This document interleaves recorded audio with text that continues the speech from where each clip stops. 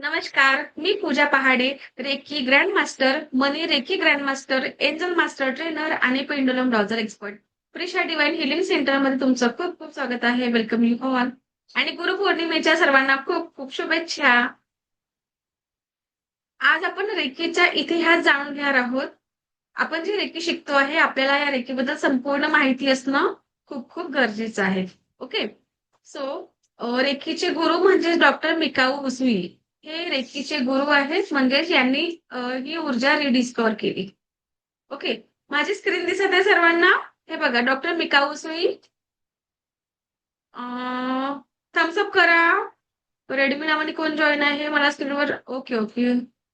अमृता, काय अनुराधा मॅमने सांगितलं. चला. तर आपले जे गुरु आहेत रेकीचे, ते हे आहेत डॉक्टर मिकाऊ उसुई. हे जपानचे आहेत मूळचे. एका कॉलेजमध्ये प्राध्यापक होते. आणि इथे यांना एका स्टुडंटने विचारलं की सर, या जगामध्ये असं काही आहे का जे सगळ्या रोगांचं निवारण करेल. यांना तर माहिती होतं की अशा ऊर्जा आहेत, पण त्या रिडिस्कवर व्हायच्या होत्या. तेव्हा माहिती नव्हतं की त्या ऊर्जा आपण कशा वापरायच्या. मग यांनी खूप इकडे आपल्या इंडियातही भारतातही आले. काशीलाही 7 वर्ष राहिले. त्यांनी खूप वेदांचा अभ्यास केला, खूप ग्रंथांचा अभ्यास केला.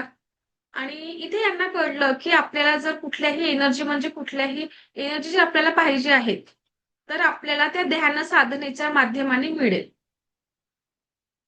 मग यांचा अभ्यास तर खूप झालं होतं आणि मग तीच ध्यान साधना करण्यासाठी परत म्हणजे सगळीकडे फिरले ते. पुन्हा नॉलेज घेतला आणि मग परत ते जपानला गेले. जपानला गेल्यानंतर माउंट कुरियामा नावाचा एक पर्वत आहे. त्या पर्वतावर जाऊन त्यांनी ध्यान साधना करण्याचा विचार केला. आणि ते तिथे गेले. तिथे गेल्यानंतर त्यांनी 21 दिवस बिना अन्न पाणी म्हणजे अन्न पाण्याचा त्याग करून ध्यान साधना केली. का बरं? तर त्यांना त्या ऊर्जा ज्या माहिती होत्या आहेत, पण त्या वापरायच्या कशा? तर त्या मिळवण्यासाठी त्यांनी ध्यान साधना केली. मग आता हे दिवस मोजण्यासाठी काहीतरी पाहिजे, कारण त्या काळामध्ये बघा, यांचा जन्म 15 ऑगस्ट 1865 म्हणजे 65 आहे. मग त्या काळामध्ये कॅलेंडर, मोबाईल वगैरे तर दूरदूरचे विचारच नाही. बरोबर. मग ते दिवस मोजण्यासाठी त्यांनी दगड असतात, सर्वांना माहितीये, तर दगड आपल्या बाजूला ठेवले. मग एक दिवस गेला की एक दगड बाजूला ठेवायचे. म्हणजे आज आपली ध्यान साधनेला बसली तर तो दिवस गेला. उद्या ध्यान साधनेला बसायचे, असं करत करत 20 दिवस पर्यंत त्यांनी ती ध्यान साधना केली. मग ध्यान साधना करत असताना त्यांना ते 20 दिवस चालले गेले. आणि अजूनही ज्या एनर्जीजचे ते वाट पाहत होते, म्हणजे काहीतरी फील होतं ना, जेव्हा आपण शक्तिपात घेतो तेव्हा आपल्या एनर्जीज फील होत असतात. यांना असं काहीही अनुभूती आली नाही. ते खूप निराश झाले की 20 दिवसांपासून मीही ध्यान साधना करत आहे आणि मला अजूनही ज्या गोष्टी हव्या आहेत, जी एनर्जी मला पाहिजे आहे, तशा मला काहीही अजून अनुभव झालेला नाही. खूप निराश झाले. आणि मग परत 21व्या दिवशी आपल्या रेग्युलर जसं रोजची त्यांचं शेड्यूल बनलेलं होतं की ध्यान साधनेला बसायचं. तसंच 21व्या दिवशी सुद्धा ते ध्यान साधनेला बसले. ध्यान साधनेला बसल्यानंतर त्यांना त्यांचं शक्तिपात जणू निसर्गाने केलेलं होतं. त्यांना एकदम एनर्जेटिक वाटू लागलं. आणि ध्यान साधनेला बसलेले असताना त्यांना एक प्रकाश त्यांच्या शरीरावर पोहोचलेला आहे. प्रकाशमय त्यांना झाल्यासारखं वाटलं. आणि त्यांच्या डोळ्यासमोर काही बलून्स त्यांना असं उडताना दिसले. जपानी भाषेमध्ये तिथे काहीतरी लिहिलेलं होतं. आणि त्यांना एकदम एनर्जेटिक वाटू लागलं. तर हा शक्तिपात जो आपण बोलतो, तर त्यांचा शक्तिपात स्वयं निसर्गाने केलेलं होतं. अख्ख्या ब्रह्मांडाने त्यांचा शक्तिपात केलेलं होतं. आणि त्या ऊर्जा त्यांना मिळालेल्या होत्या. गौतम बुद्ध तुम्हाला माहितीच असेल. त्यांना ते सगळ्या गोष्टी कशामुळे मिळाल्या, तर फक्त आणि फक्त ध्यान साधनेच्या माध्यमाने. तर यांना सुद्धा रेखी ऊर्जा ह्या ध्यान साधनेच्या माध्यमाने मिळालेल्या आहे. आणि जर तुम्हालाही असं वाटतं की तुम्हालाही अशा मिळाव्या, तर यासाठी तुम्हाला काहीतरी गोष्टींचा त्याग करावा लागेल. आणि तेव्हा सुद्धा तुम्हाला मिळू शकतात. आणि दिवस यांनी ठरवलं नव्हतं की मला 21 दिवशी मिळणार आहे. ते ब्रह्मांडही ठरवलं असेल की त्यांची कॅपॅसिटी किती आहे, किती करू शकतात. आणि 21व्या दिवशी त्यांना बरोबर त्या ध्यानसाधना त्यांची स्ट्रॉंग होती, म्हणून त्यांना इतक्या लवकर या एनर्जीज प्राप्त झाल्यात.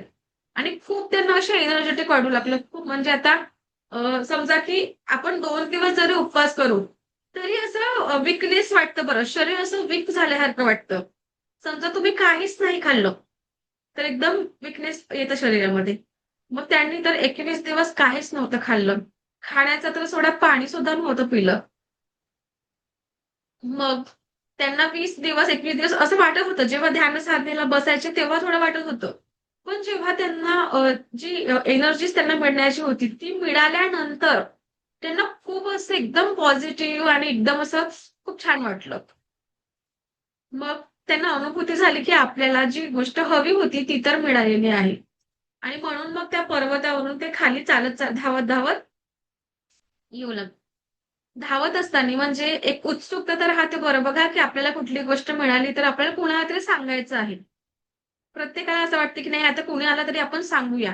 तर यांना सुद्धा तसंच वाटलं, की आता या एनर्जीज आपल्याला मिळालेल्या आहेत, तर आपल्याला त्या सांगायला हव्या. तर पहाडीवरून धावत-धावत खाली उतरू लागले. उतरत असताना त्यांचा पायाचा अंगठा ठेच लागले.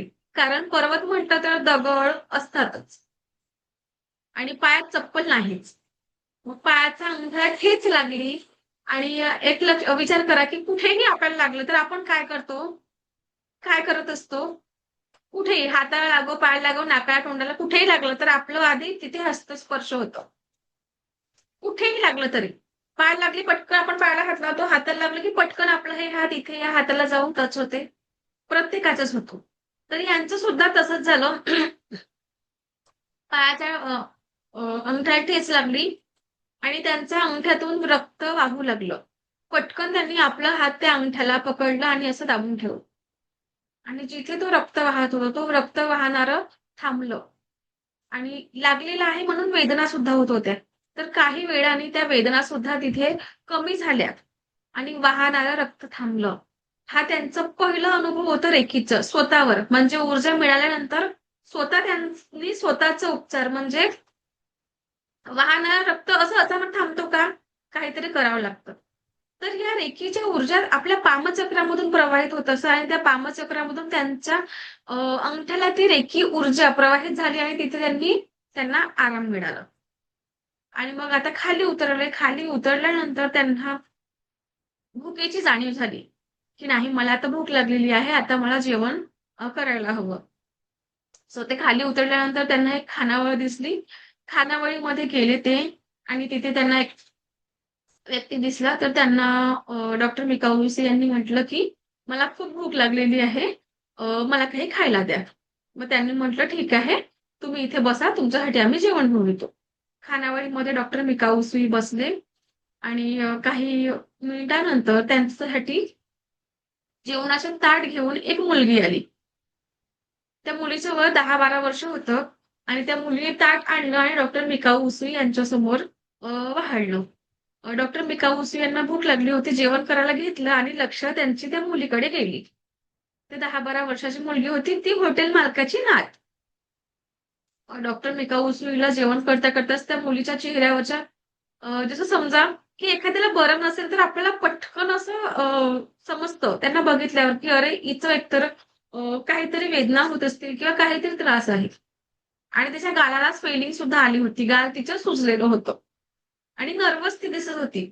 डॉक्टर मिकाऊशी यांचं जेवण आटोपलं आणि जेवण आटोपल्यानंतर त्यांनी हॉटेल मालकाला विचारलं, की "ही मुलगी कोण आहे?" त्यांनी म्हटलं, की "ती माझी नात आहे आणि हिला काय झालेले आहे?" तर हॉटेल मालकाने म्हटलं, की "हिची दाढ दुखत आहे आणि दाढ दुखत असल्यामुळे तिला खूप जास्त वेदना होत आहेत. खूप जास्त त्रास होत आहे." मग डॉक्टर मिकाऊ यांना माहिती होतं, की जसं त्यांचा हाताने त्यांच्या अंगठ्याचं रक्त थांबलं. म्हणजे तिथे वेदनाही त्यांच्या कमी झालेल्या होत्या. मग त्यांना इतकं तर माहिती होतं, की मी जर हिला स्पर्श करेन, हिला जर रेकी देईन, तर हिच्या सुद्धा वेदना कमी होऊ शकतात. मग डॉक्टर मिकाउसू यांनी हॉटेल मालकाला म्हटलं, की "बघा असं-असं आहे." त्यांनी परमिशन मागितली, की "मी या मुलीचा उपचार करू शकतो." तर त्यांनी म्हटलं, की "ठीक आहे." मग त्या मुली हात रब करून त्या मुलीच्या गालावर हात ठेवून अशी तिथे रेकी दिली आणि काही मिनिटानंतरच त्या मुलीच्या वेदना तिथे कमी झाल्या आणि तिच्या चेहऱ्यावर हसू आलं. वेदना कमी झाल्या म्हणजे तिला बरं वाटू लागलं आणि त्या मुलीच्या चेहऱ्यावर हसू आलं.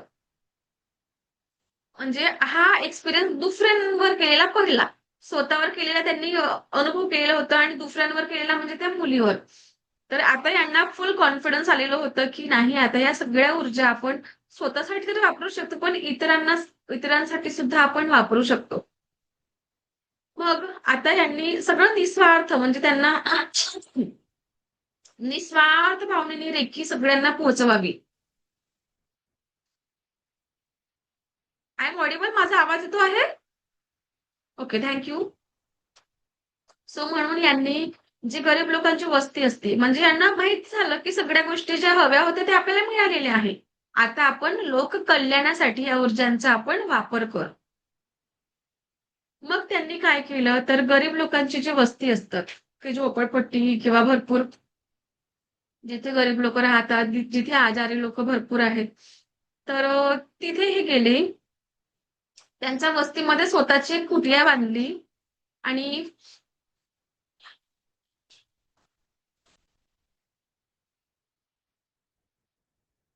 घेणं बेटा तेच. तर त्या वस्तीमध्ये ते गेले, स्वतःची एक कुटिया बांधली आणि निस्वार्थ भावनेने तिथे जेही उपस्थित जे लोक होते, तर त्यांना उपचार देण्याचं यांनी कार्य केलं. निस्वार्थ भावनेने म्हणजे निस्वार्थ भावनेने त्यांनी त्यांना सगळ्या एनर्जीज देण्याचं कार्य केलं. जिथे दुःखी लोक होते, त्यांना उपचार दिलं. म्हणजे यांना असं वाटत होतं, की खूप त्रासलेले जे लोक आहेत त्यांनीही त्यांच्याही शरीरामधून तो आजार बरा व्हावा आणि ते निरोगी व्हावं. निरोगी होऊन सभ्य लोकांच्या वस्तीमध्ये त्यांनी जायला पाहिजे आणि सभ्य लोकांच्या सारखं जीवन जगायला पाहिजे. हे डॉक्टर मिकाऊ उसू यांचे म्हणजे यांना असं वाटत होतं, की हेही लोक चांगले जीवन जितकं त्यांचं आता आयुष्य उरलेलं आहे, तर तो आयुष्य त्यांनी छान जगायला पाहिजे, असं यांना वाटत होतं. म्हणून निस्वार्थ भावनेने यांनी उपचारित केलं सर्वांना आणि ते काही लोक सभ्य लोकांच्या वस्तीत सुद्धा गेले, बरे होऊन छान कामं करायला लागले. छान म्हणजे सगळ्या गोष्टी आणि त्यांच्या आयुष्यात सगळं चांगलं घडू लागलं. पण काही काळानंतर, काही वर्षानंतर, काही दिवसानंतर, काही महिन्यानंतर जे सभ्य लोकांच्या वस्तीमध्ये जे लोक गेलेले होते, ते परत या भिकारी वस्तीमध्ये येऊ लागले. मग यांचं लक्षात आलं की मी या व्यक्तीचा उपचार केला होता आणि हा सभ्य म्हणजे दुसरीकडे गेलेला आणि छान जीवन जगायला लागलं होतं. मग परत हा चेहरा मला अजून इथे कसं दिसत आहे? म्हणजे भरपूरदा असं व्हायचं की उपचार झाल्यानंतर काही 6 महिन्यांनी, वर्षभराने परत तिथेच त्याच अवस्थेमध्ये यायची. म्हणजे अजून त्यांना ते आजार व्हायचं आणि आजारी पडून ते तिथे यायची. मग डॉक्टर मिकाऊ यांना असं वाटलं की माझ्यात काही कमी आहे का? किंवा मी काही यांना देत असताना काही कमी दिलेलं आहे का? किंवा काही चूक झालेली आहे काय? म्हणजे कुणालाही असं वाटतं, की आपण जो काही करतो आहे, तर कुठलाही आजार जर जात असेल, तर जळासकट गेलं तर आपल्याला आनंद होईल. पण तो वारंवार जर होतो आहे म्हणजे निराशा झाली. मग डॉक्टर मिकाऊ यांनी खूप विचार केला आणि परत ते आपल्या कुटुंबामध्ये जाऊन त्यांनी ते विचार करत बसले, की असं माझ्याने काय चूक झालेली आहे. त्या परत ध्यान साधनेमध्ये लागले. ध्यान साधनेमध्ये मग त्यांना एक प्रश्न निर्माण झाला, की तुला इथे कोणी बोलावलं होतं काय? कोणीच नव्हतं बोलावलं. त्यांना कोणी बोलावलं होतं का? नाही. डॉक्टर मिकाऊ हे स्वतः गेलेले होते. मग प्रश्नांचं उत्तर कळालं की नाही. आणि दुसरा प्रश्न निर्माण झाला, की तू त्यांना तर बरा करतोय, पण त्याच्या बदल्यात काही देतो आहे म्हणजे घेत आहेत का? त्यांना तुम्ही रेकी देत आहात, तर त्याच्या बदल्यामुळे तुम्ही काही घेत आहात काय? तर या प्रश्नांचं उत्तर सुद्धा काय होतं? नाही, काहीच नाही घेत आहे. तर हे जे 2 नियम असतात, तो प्रत्येकच रेकी ग्रँडमास्टर पाळत असतो. तुम्हीही पाळाल काही काळाने.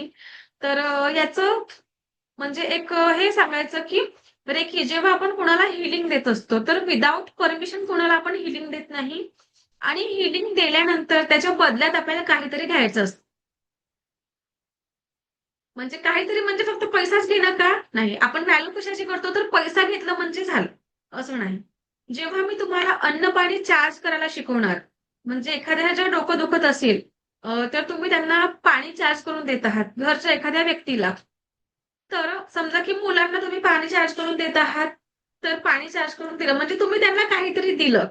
मग त्याच्या बदल्यात काय करायचं, मुलांना तुम्ही एक काम सांगू शकता की माझं हे काम तुम्ही करून द्या छोटस. त्यांना म्हणायचं की माझ्यासाठी एक ग्लास पाणी आण, माझं हे काम कर. म्हणजे काय, तिथे ती एनर्जी बॅलन्स होत असते.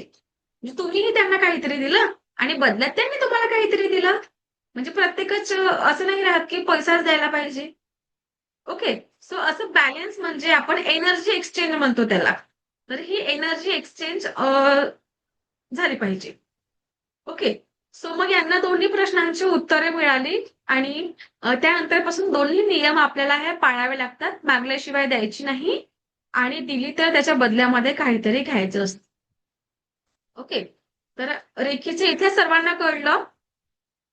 आणि हे जे चुरुरो हयाशी आहे, यांनी जपानमध्ये यांचं खूप मोठं रिसर्च सेंटर आहे रेकीचं.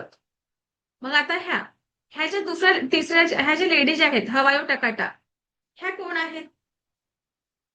तर यांचा जन्म बघा 1900 मध्ये यांचा जन्म झालेलं होतं आणि 1980 मध्ये यांचा मृत्यू झाला. ह्या मूळच्या जपानच्याच होत्या पण लग्न करून या अमेरिकेला गेल्या. आणि ह्या जेव्हा यांची जेव्हा वय 30 वर्ष होती, तर 30व्या वर्षी यांना कॅन्सर झालं. आता कॅन्सर म्हटलं की सगळ्यांच्या अंगाची केस उभे झाली असतील बरं. कारण कॅन्सर म्हटलं की खूप मोठं आजार. बरोबर. तर यांना वयाच्या 30व्या वर्षी कॅन्सर झालं आणि ह्या जगल्या बघा 1980 म्हणजे 50 वर्ष ते जास्त जगल्या. 30 वर्षाच्या असताना कॅन्सर झाला आणि मृत्यू बघा त्यांचा 1980चा आहे. तर 50 वर्ष ते कशा जगल्या अजून पुढे. तर यांना कॅन्सर झाल्यानंतर खूप यांनी अमेरिकेमध्ये सुद्धा उपचार केलं. मग त्यांना तर माहिती होते कारण जपान हे त्यांचं मूळ गाव होतं. मग त्यांना माहिती होते की जपानमध्ये असं या ऊर्जा आहेत की जे सगळ्या दुःखांचं निवारण करतील आणि प्रत्येक आजारांवर उपचार म्हणून अशी ऊर्जा आहे. तर त्या अमेरिकेवरून जपानला आल्या. आणि हा जे चोजुरे हयेश्वर आहेत यांचे रिसर्च सेंटर म्हणजे सेंटरमध्ये गेले. रेकीचे जे सेंटर आहे तुम्ही गुगलवर सर्च करू शकता. तुम्हाला या सगळ्या गोष्टी इथे मिळतील. ओके. तर इथे गेल्या यांनी तिथे उपचार केला स्वतःचं. रेकी घेतली. रेकी स्वतःला मग रेकी शिकल्या. स्वतः बऱ्या झाल्या आणि बऱ्या झाल्यानंतर त्यांनी एक स्वतः असं ठरवलं की इतकं मोठ्या आजारापासून मी मुक्त झाली, तर ही एनर्जी आपण इतरांपर्यंत पसरवायला पाहिजे. डॉक्टर मिकाऊस्वी काय करायचे तर त्यांनी रेकी शिकवली नव्हती कोणालाच. ते रेकी द्यायचे निस्वार्थ भावनेने. ओके. पण रेकी आपल्याला यांच्यामुळे हे जे हवाई टाकाटा लेडीज आहेत त्यांच्यामुळे ही रेकी आपल्यापर्यंत पोहोचलेली आहे. त्यांना कॅन्सर झालेलं होतं. त्या पूर्ण बऱ्या झाल्या आणि पूर्ण बऱ्या झाल्यानंतर त्यांनी ठरवलं की ही एनर्जी आपण जगभरामध्ये पसरवायला पाहिजे. आणि म्हणून त्यांनी त्या काळामध्ये रेकी ग्रँडमास्टर 12 तयार केलेल्या होत्या. 12 रेकी ग्रँडमास्टर तयार केलेल्या आणि त्यानंतर त्या 12ही करून जसं पसरत पसरत जातात की नाही आता वटवृक्ष होऊन जातं सगळं. यांनी 12 शिकवलं 12 व्यक्तींनी मग अजून 12, 15, 50, 100 अशा व्यक्तींना शिकवलं आणि आता तुम्ही ऐकाल तर रेकीचे तुम्हाला भरपूर नाव ऐकायला मिळतं. ओके. आधी तुम्ही इथून 15-20 वर्ष आधी रेकीचं नाव ही भरपूर लोकांनी ऐकलेलं नसेल. आणि ज्यांनी ऐकलेलं होतं तर त्यांना असं वाटत होतं की रेकी म्हणजे ब्लॅक मॅजिक. सो ही ब्लॅक मॅजिक नाही आहे. ठीक आहे. ही जपानी चिकित्सा उपचार पद्धती आहे. जपानमध्ये रिडिस्कवर झाली आणि विदाऊट मेडिसिन आपण या रेकीनी बरं होत असतो. स्वतःही आणि इतरांनाही बरं करण्याची क्षमता ही आपल्यात आहे. फक्त आपण ती शिकत असतो. ओके. तर या हवाई टकाटामुळे आपल्याला ही एनर्जी इथपर्यंत जसं आता माझ्याही कोणी गुरु आहे, त्यांचेही कोणी गुरु आहे, त्यांच्याही कोणी गुरु. असे प्रत्येकाचे गुरु असतो ना, गुरु विना ज्ञान नाहीच मिळत. आपण शाळेत गेलेलो आहे, तर आपलेही गुरु होते. त्यांच्यामुळे ज्ञान आपल्याला मिळालंय. त्यांनीही कुणाकडून तरी ज्ञान घेतलेलं आहे. बरोबर? तर तशाच प्रकारे रेकी सुद्धा आपल्याला यांच्यामुळे मिळालेली आहे. आणि म्हणून यांना भरपूर लोक मानतात की हवाई टकाटा आणि रेकीचे जनक आहेत तर हे आपले डॉक्टर मिकाऊस्वी. ओके. सो इथपर्यंत क्लिअर आहे काय? रेखीचा इतिहास क्लिअर आहे की काही डाऊट्स असतील तर मला तुम्ही विचारू शकता की काय कळलं आहे काय नाही. ओके, सो आपण मी सांगू शकते. ओके, चला सर्वांना कळलं. थँक्यू. आता आपण बघणार आहोत 7 चक्रास. आपल्या शरीरामध्ये जे बॅलन्स म्हणत असतो, तर तो बॅलन्स कशामुळे राहतो? 7 चक्रांमुळे. आतापर्यंत आपण काय करायचो तर व्यक्तीला दोष द्यायचो. तुम्ही आताही करत असाल. कसं? तर एखाद्याचा स्वभाव खूप जास्त खर्ची म्हणजे खर्च करणारा असेल. पैसा नसेल पण तो कर्ज काढून खर्च करेल. पाहुणे आले की अरे पैसे नाहीये, तर आपण एखाद्याला उधार मागू आणि यांच्यासाठी सगळं करू. म्हणजे अति खर्चाळू. मग अति खर्च करणारं स्वभाव छान आहे का? नाही. किंवा एखाद्याजवळ भरपूर पैसाही आहे, पण तो खूप कंजूस आहे. म्हणजे बॅलन्स आहे का कुठेतरी? नाही आहे. मग असल्यावर तुम्ही खर्च करायला हवं की नाही? करायला पाहिजे. आवश्यकता जितकी आहे तेवढं करायला पाहिजे.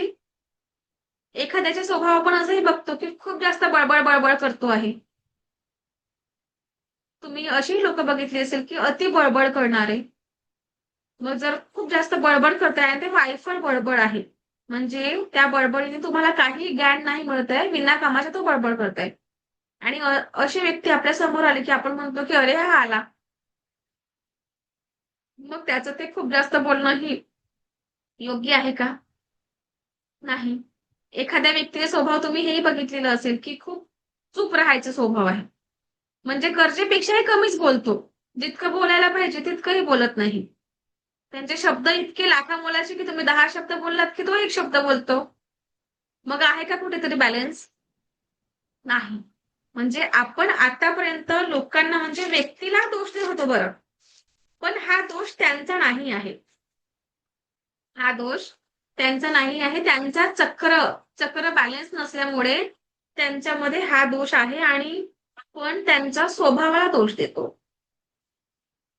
मग जेव्हा आपण लहान राहतो, लहान असताना जे आपले 7 चक्र जे असतात, तर ते कळी स्वरूपामध्ये असतात. आणि जशी-जशी आपली वाढ होते, तसे-तसे ते फुलांसारखे असे उमलत जातात. 7ही चक्र. मग आता प्रत्येकच चक्र सारखा उमलतो काय? नाही. कोणता चक्र? जसं फुलं सारखी उमलतात का? एखादी फुलांचं झाड तुम्ही बघून घ्या. गुलाबाचं फुलं म्हणा किंवा बाकीची फुलं म्हणा. तर एका झाडाला अशी 10 फुलं लागली, पण 10 ही फुलं सारखी उमलली आहेत का? नाही. कोणता कमी उमललेला असेल, कोणता खूप जास्त उमललेला असेल किंवा कोणता बॅलन्स असेल. बरोबर? तर आपले 7ही चक्र सुद्धा असेच असतात. सगळेच चक्र अशी सारखे उमलत नाही. मग आता जो चक्र खूप जास्त उमललेला आहे, म्हणजे तोही छान नाही आणि कळी स्वरूपामध्ये आहे तोही छान नाही. म्हणजे या चक्रांचं काय बॅलन्स असणं खूप जास्त गरजेचं आहे. मग आपल्याला बॅलन्स करण्यासाठी फक्त आणि फक्त 7 चक्रांचा मेडिटेशन करावं लागतं. आणखी दुसरं काहीच करायची गरज नसते. तेही मी तुम्हाला शिकवणार आहे, की 7 चक्रांचं मेडिटेशन तुम्ही कसं कराल. आणि या 7 चक्रांच्या मेडिटेशनमुळे आपल्या आयुष्यामध्ये बॅलन्स निर्माण होत असतो. ओके. चला तर आता कुठला चक्र कसं म्हणजे आहे आणि आपण बघूया. स्क्रीन दिसत आहे माझी? ओके. सो चला. तर आता फक्त तुम्हाला लक्षात घ्यायचं आहे, की हे 7ही चक्र कुठे स्थित असतात. शरीरामध्ये तर आहे, पण कुठे आहेत ही? ओके. आणि प्रत्येकाची नावही आपण बघून घेणार आहोत.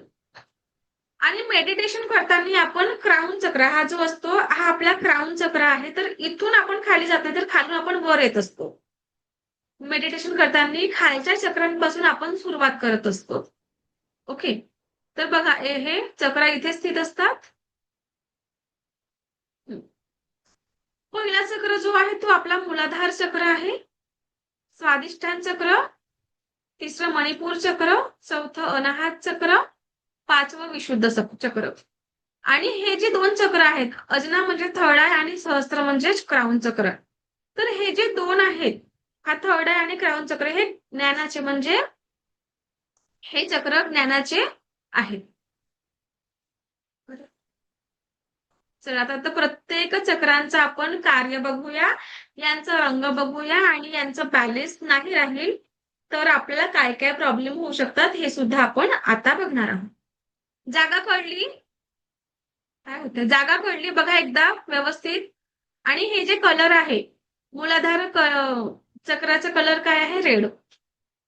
जेव्हा तुम्ही ध्यान साधना करत असता, तर ध्यान साधनेमध्ये समजा की तुम्ही आता कंटिन्यू 7 चक्रांचं मेडिटेशन करत आहात, तर काही काळ गेल्यानंतर तुम्हाला हे चक्रांचे कलर ऑटोमॅटिक दिसायला लागतात. ओके. पहिलं चक्र आहे मूलाधार, म्हणजेच की रूट चक्र. आता रूट चक्र कुठल्याही झाडाचं जर रूट कमकुवत राहील, समजा झाडाची जड कमकुवत राहील, तर तो झाड स्ट्रॉंग आहे का? तो कधीही कोसळू शकतो. कोसळू शकतो की नाही? तसंच आपलंही मूलाधार चक्र स्ट्रॉंग असणं म्हणजे खूप गरजेचे आहे. कारण याच्याच वर बाकीचे चक्राज आहेत. ओके. तर रूट चक्र आहे गुळ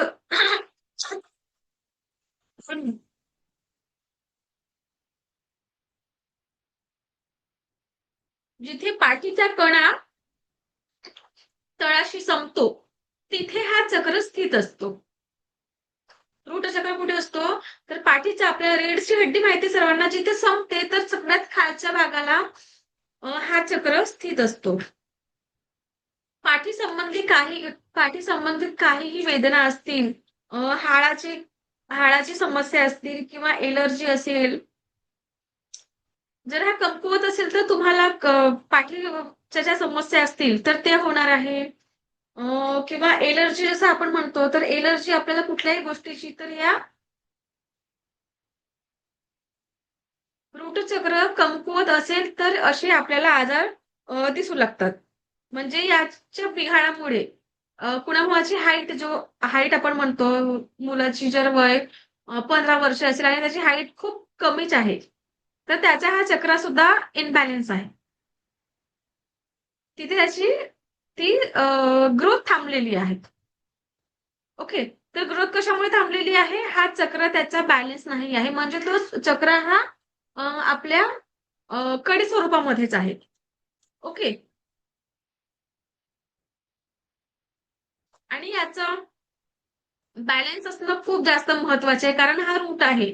सगळ्यात चक्र याच्याशी रिलेटेड आहे, म्हणून सगळ्यात महत्वाचं म्हणजे रूट चक्र. तर याला आपल्याला फक्त आणि फक्त रम हा याचं उच्चारण आहे. आपल्याला बॅलन्स करण्यासाठी काय करायचे आहे, तर फक्त 3 मिनिटे एका एका चक्रांना आपल्याला द्यायचं आहे. याचं बीज मंत्र म्हणजे आपण उच्चारण कशाचं करतो, तर बीज मंत्र. हे जे रम आहे, लम आहे, हा आहे बीज मंत्र. लम वम रम यम हम ओम आणि उम असे हे 7ही चक्रांचे बीज मंत्र आहे. असे स्क्रीनवर कोण लिहत आहे? स्क्रीनवर कोण लिहत आहे? एक मिनिट, परत शेअर करायला लागेल. लिहू नका बरं स्क्रीनवर प्लीज. तर या चक्रांना आपल्याला बॅलन्स करण्यासाठी फक्त आणि फक्त लम या बीज मंत्रांचा आपल्याला उच्चारण करावं लागेल, जर आपल्याला हा चक्र बॅलन्स करायचा आहे तर. कारण झाडाची जर मुळे स्ट्रॉंग असतील तर झाड स्ट्रॉंग राहील. म्हणजे जर चक्र हा स्ट्रॉंग राहील तर तुमचं शरीर स्ट्रॉंग राहील. ओके. सो आणखी कोण लिहत आहे स्क्रीनवर? प्लीज स्क्रीनवर लिहू नका. आणि दुसरं आहे स्वादिष्ठान चक्र. हा चक्र नाभीच्या खाली असतो, म्हणजे रूट चक्र आणि नाभीच्या मधात. ओके. जागा समजलेली आहे जी मी आधी दाखवलेलं आहे. तर हा तिथे स्थित असतो. आणि गुणधर्म काय यांचा? सर्जनशीलता, आनंद, भावना आणि लैंगिक ऊर्जा. युरिन इन्फेक्शन जर होत असेल, युरिन बद्दल काही तुम्हाला प्रॉब्लेम असतील, किंवा मुलं बाळांचा काही प्रॉब्लेम असेल, तर या चक्रांचे इनबॅलन्समुळे अशा प्रकारचे प्रॉब्लेम्स क्रिएट होऊ शकतात. ओके. आणि या आपल्याला वम या बीजमंत्रांचं उच्चारण करून आपल्याला हा चक्र बॅलन्स करावा लागतो. तिसरं चक्र आहे मणिपूर चक्र. नाभीच्या वर म्हणजे पोटाच्या मध्यभागी असं हा चक्र स्थित असतो. या चक्रांचा रंग आहे पिवळा आणि गुणधर्म आहे इच्छाशक्ती, आत्मसन्मान आणि आत्मनियंत्रण. मग समजा की हा चक्र जर इनबॅलेन्स आहे, हा कुठे आहे? पोटाच्या मध्यभागी, नाभीच्या वर. ओके. मग हा चक्र जर इनबॅलेन्स असेल तर याच्या सोबत पोटाचे आजार जसं पोटदुखी, लहान आतडे, मोठे मोठे आतडे, अपेंडिक्स, फुफ्फुसे अशा प्रकारचे आजार होण्याची शक्यता असते. एखाद्या व्यक्तीला खूप नकारात्मक भावना येत असतील, नेहमी निगेटिव्ह थॉट्स येत असतील, किंवा एखाद्याबद्दल खूप जास्त राग येत असेल, तरी हा जो संबंध आहे हा मणिपूर चक्राच्या रिलेटेड आहे. पोटात बघा कोणाबद्दल काही चांगलं तुम्हाला दिसलं, बघितलं, तर ते कुठे गोळा येतो? पोटात येतो.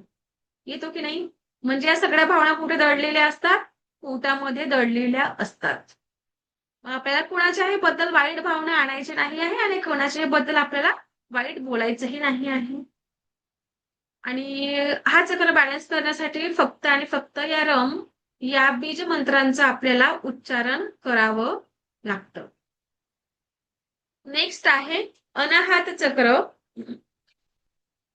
म्हणजेच हार्ट चक्र. हार्ट म्हटलं तर सगळ्यांना माहिती आहे. ओके.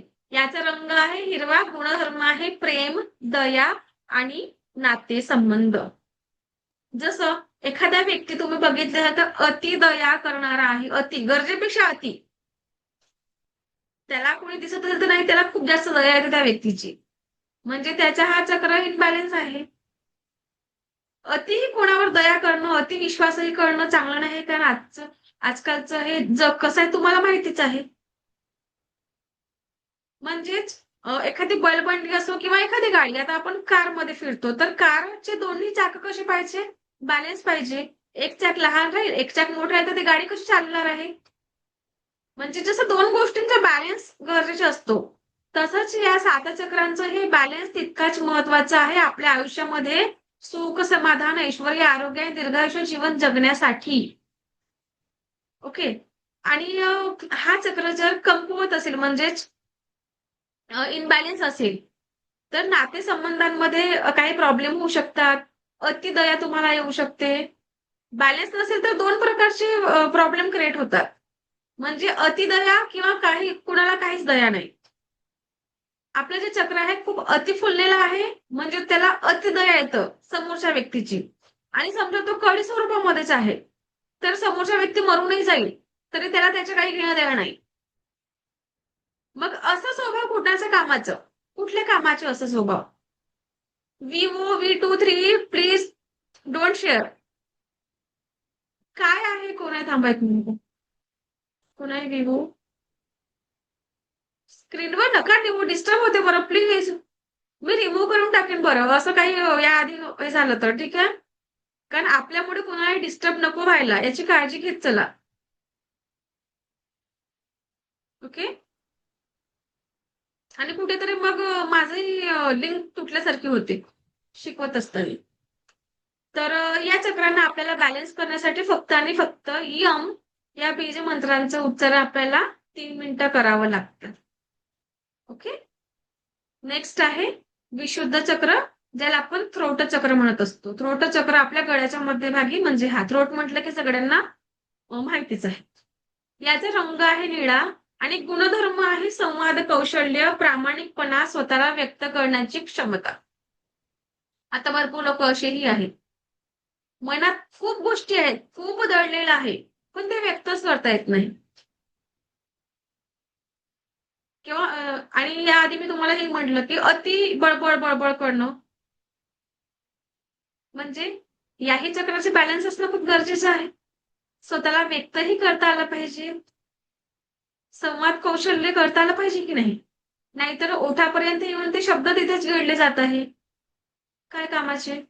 समजा की घरी तुम्हाला कुणाला तर म्हणजे हसबंड असो, वाईफ असो किंवा अजून कोणी तुम्हाला काहीतरी बोलायचं आहे आणि तुम्ही त्यांच्यासमोर व्यक्तच होत नाही आहात, तर समोरच्या अंतर्यामी थोडी आहे जो तुमच्या भावना समजून घेईल. सांगा, आहे का अंतर्यामी?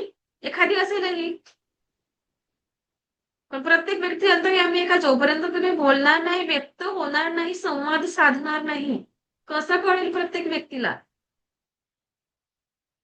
सो मी म्हणजे मी गॅरंटी देते की 21 डेज तर तुम्ही जर हा 7 चक्राचं मेडिटेशन केलं, की तुमच्या आयुष्यामध्ये बॅलन्स निर्माण व्हायला सुरुवात होईल. आणि तुमच्या स्वभावामध्ये जे लोक खूप चिडचिड करत असतील, त्यांचं ते चिडचिड कुठेतरी थांबेल. कमी कमी कमी कमी अचानक. मी असं नाही म्हणताय की तुम्ही आता 7 चक्राचं मेडिटेशन उद्या करा, तर उद्याच तुमच्या स्वभावामध्ये चेंजेस होईल. एकदम 360 डिग्री लाईफ चेंज होणार आहे का? सडनली नाही होणार, होणार आहे. पण एकदम तुम्ही म्हणाल की नाही, मी आत्ता केलं तर आत्ताच होईल, काही दिवस लागेल, पण होईल हे नक्की. ओके. सो नेक्स्ट आहे आज्ञा चक्र. याला आपण थर्ड आय चक्र म्हणतो. दोन्ही भुवांच्या मध्यभागी हे चक्र स्थित असतं. यांचा रंग आहे जांभळं आणि यांचं गुणधर्म आहे अंतर्ज्ञान आणि एकाग्रता. ओके.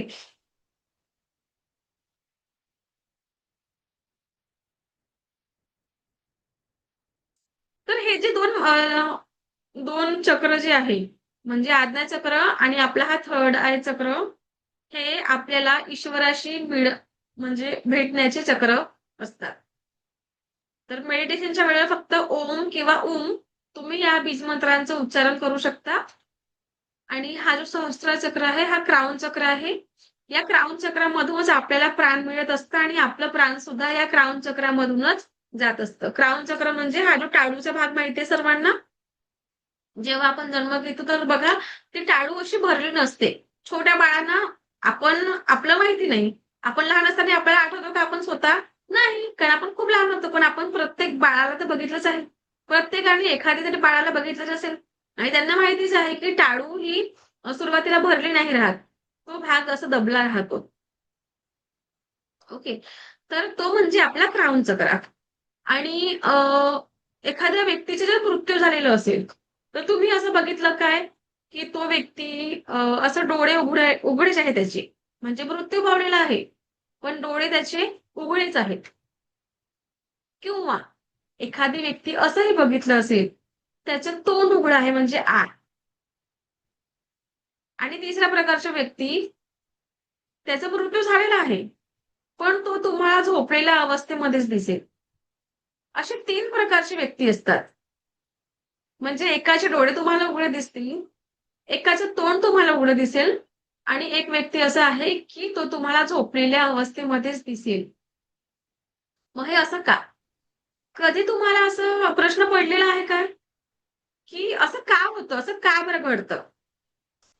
तर या मागचं कारण काय आहे, की आपली जाण्याची म्हणजे ज्या व्यक्तीची जाण्याची वेळ जेव्हा आलेली आहे आणि तो त्या सिच्युएशनला घाबरलेला आहे. जन्म घेतलेला आहे म्हणजे मृत्यू आहेच. जन्म घेतलाय तर मृत्यू सगळ्यांचं होणं आहे. इथे कोणी हे म्हणजे परमनंट राहण्यासाठी नाही झालेला आहे.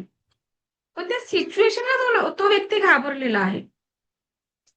आणि घाबरलं असल्यामुळे घाबरला तर एकदम डोळे उघडे आहेत, तर त्याचे प्राण कुठून गेले? डोळ्याच्या द्वारे त्या व्यक्तीचे प्राण गेलेले आहेत. प्राण इथूनच मिळतात आणि नॉर्मल अवस्थेमध्ये जो व्यक्ती असतो तर इथूनच प्राण जात असतात. ओके. तर तो ज्या सिच्युएशनला घाबरला आहे आणि डोळे एकदम मोठे केले म्हणजे त्या व्यक्तीचे प्राण कुठून? डोळ्याद्वारे गेलेले आहेत. सेम कंडिशन, घाबरलं असल्यामुळे तोंड झालं आहे.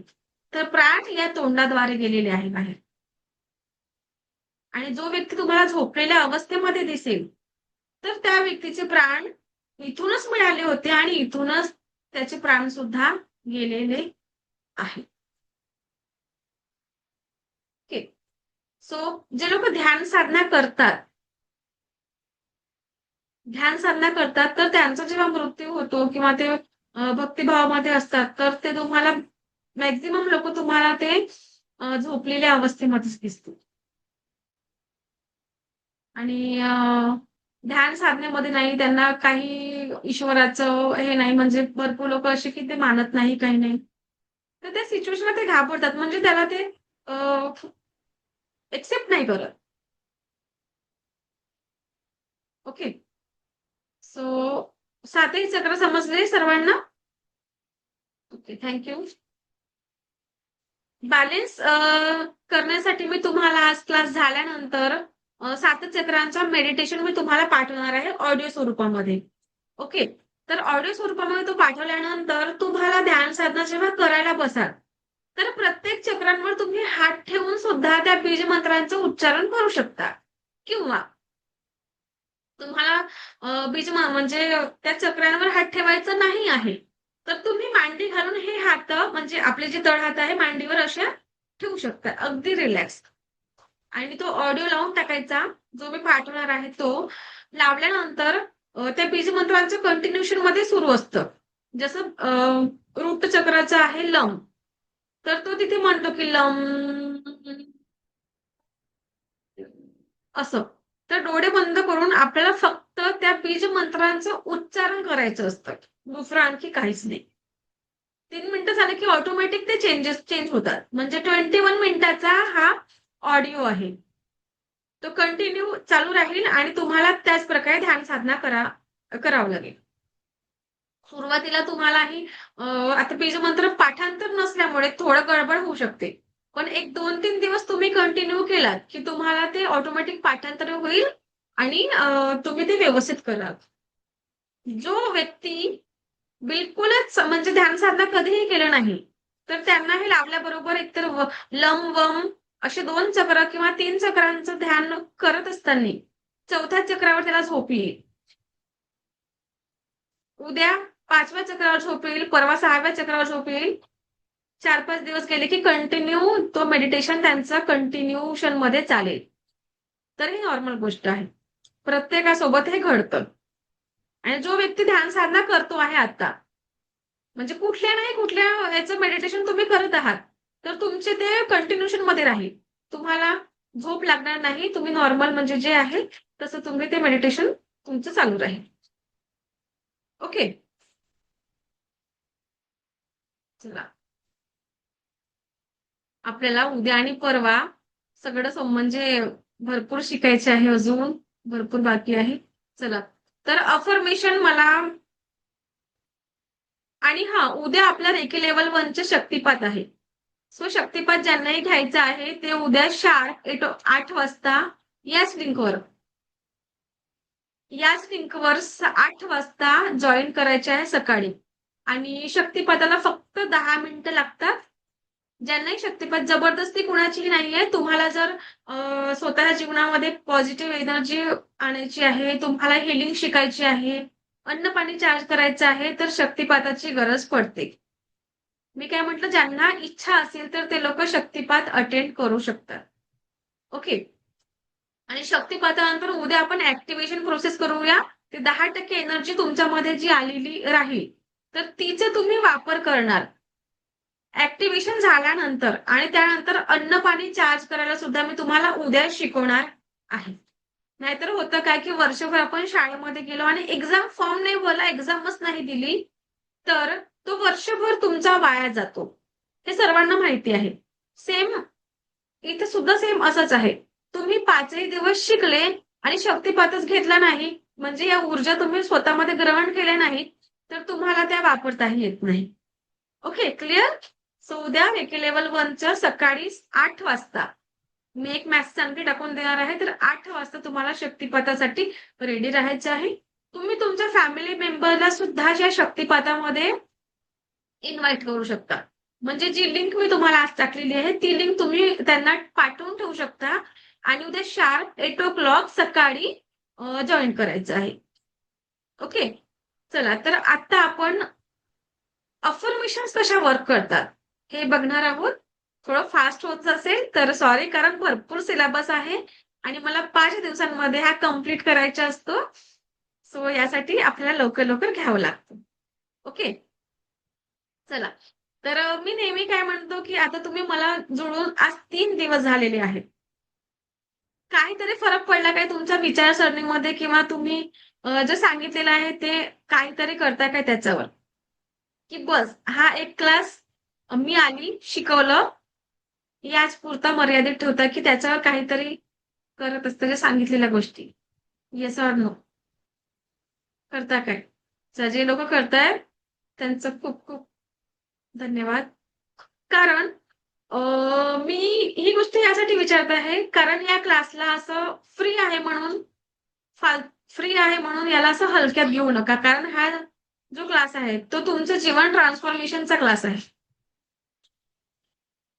कारण इथे तुम्ही पैसे नाही दिले आहेत.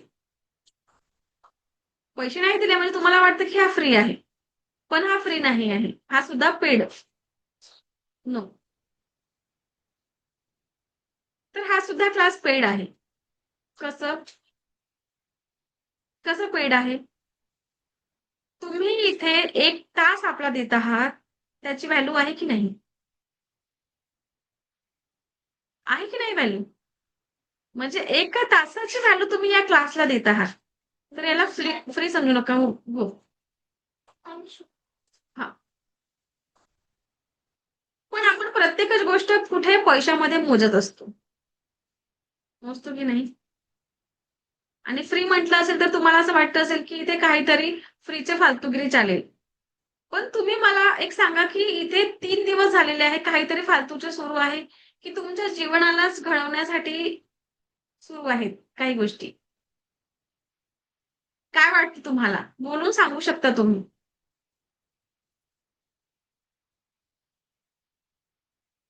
तर मला म्हणायचं इतकंच आहे की जर तुम्हाला तुमचं जीवन तुम्हाला जर छान सुखी, समाधानी, आरोग्य संपन्न, दीर्घायुष्य संपन्न जगायचं आहे, तर या क्लासला जे शिकवलं जातं, जे सांगितलं जातं, त्याच्यावर काहीतरी करत चला.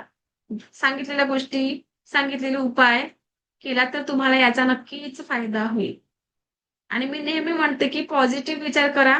तर आपण पॉझिटिव्ह विचार केल्याने व्हायब्रेशन कशी क्रिएट होतात, निगेटिव्ह विचार केल्याने व्हायब्रेशन शरीरामध्ये कशी क्रिएट होतात ते आपण आत्ता लाईव्ह बघणार आहोत. ओके. सो मराठी कोणाला वाचता येतं हँड राईज करा. मराठी कोणाला वाचता येतं? ओके. चला अमृता मॅम अनम्यूट करा. अनम्यूट करा. ओके. चला एकच मिनिटं.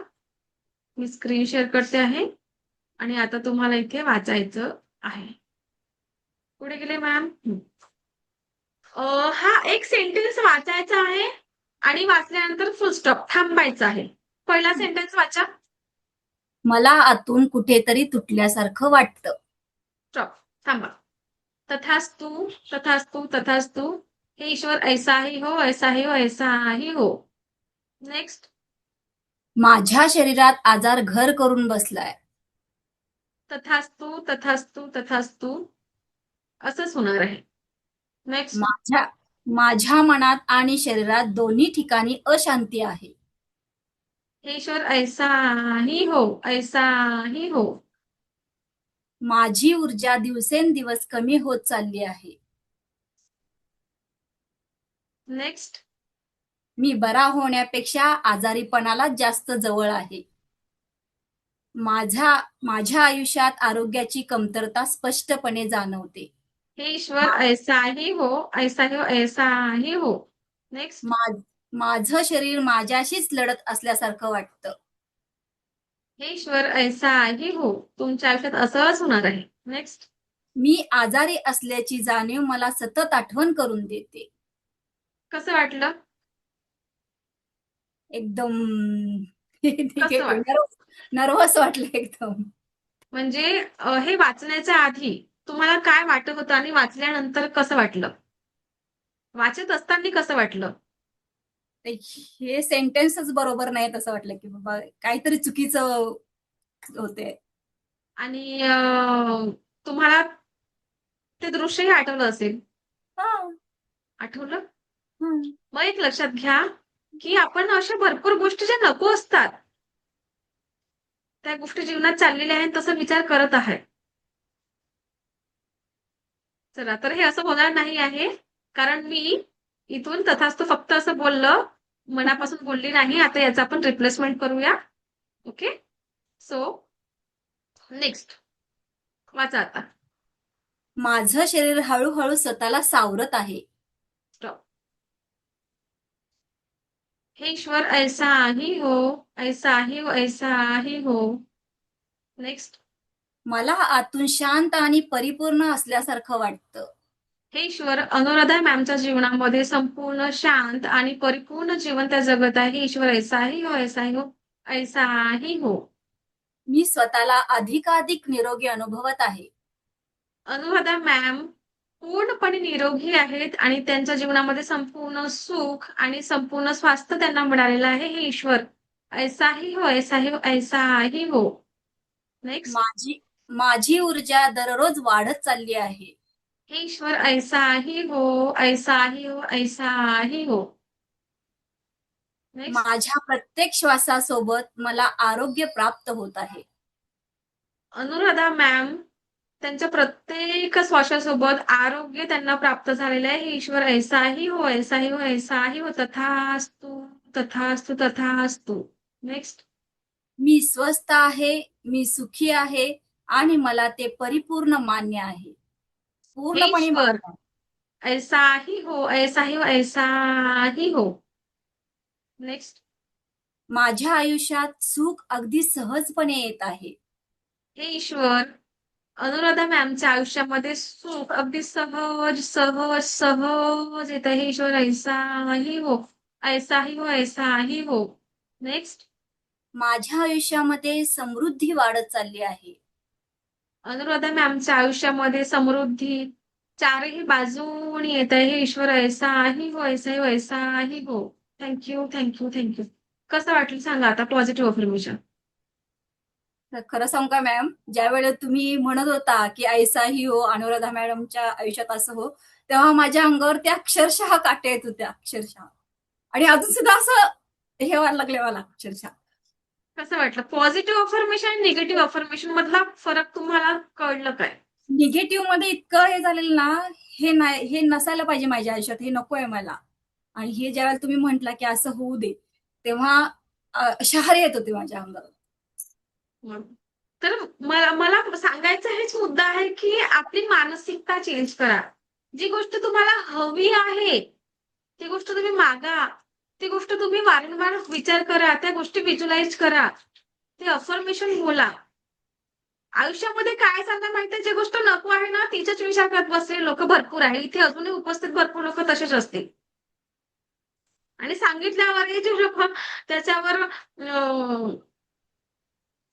काही करत नाही म्हणजे अजून वाईट गोष्ट काय त्यापेक्षा सांगा. कारण देणार माझं काय आहे की मी का बरं फ्री केल्यावर शिकवत आहे की मलाही असं वाटतं की ही ऊर्जा इतरांपर्यंत पोहोचली पाहिजे. म्हणजे मी निस्वार्थ भावनेने देत आहे. अरे किसी को तो भी लाईफ म्हणजे इथे उपस्थित काहीतरी लोक अशी असतील की त्यांना याचा फायदा होईल. माझी भावना ही निस्वार्थ आहे. आणि म्हणून मी वारंवार सांगते की तुम्हालाही जर तुमचं आयुष्य खरंच चेंज करायचे असेल तर तुम्ही करा ना. थांबवलं कोणी आहे तुम्हाला? आणि एक सांगू का म्हणजे यशाच्या शिखरापर्यंत पोहोचण्यासाठी तुम्हाला दुसरे थांबवत नाही. तुम्हाला तुम्ही स्वतःच थांबवत असता. तुम्ही स्वतः. दुसरे येऊन तुमचे पाय खेचत नाही. तुम्हीच तुमच्या पाया पुढे जाऊ देत नाही. ठीक आहे.